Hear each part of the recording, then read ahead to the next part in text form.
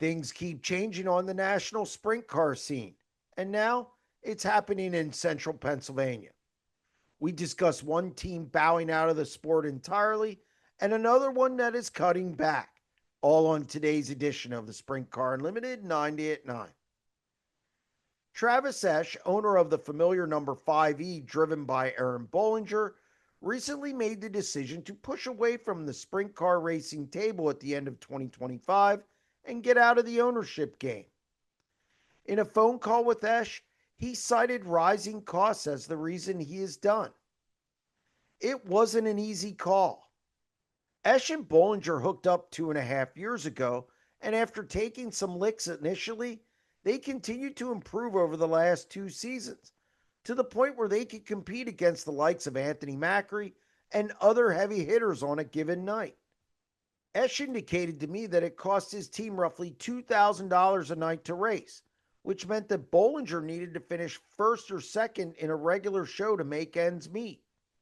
So, with tire prices skyrocketing and other costs on the rise, the bottom line wasn't looking too good, and Esh decided it was time for his organization to close up shop. This doesn't mean that Esh is out of the sport entirely.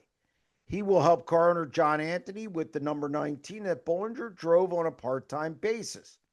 Speaking of the Birdsboro, PA driver, he is looking for a permanent seat and could also race for Anthony and Esh in select shows. While Esh decided to sell his equipment, Randy Oberlander, owner of the 1X driven by Chad Trout, will be cutting back to 20 or 25 races next season. The schedule could include 15 races at Lincoln Speedway, a handful at Williams Grove, and a few more at other tracks. Oberlander also indicated that he could be involved with other teams in the region, or even have a driver slip into the car when Trout isn't racing. This is a fluid situation, and according to Oberlander, the extra races aren't set in stone. That's going to wrap up this edition of the Sprint Car Unlimited 90 at 9, and we'll be back tomorrow. Stay tuned.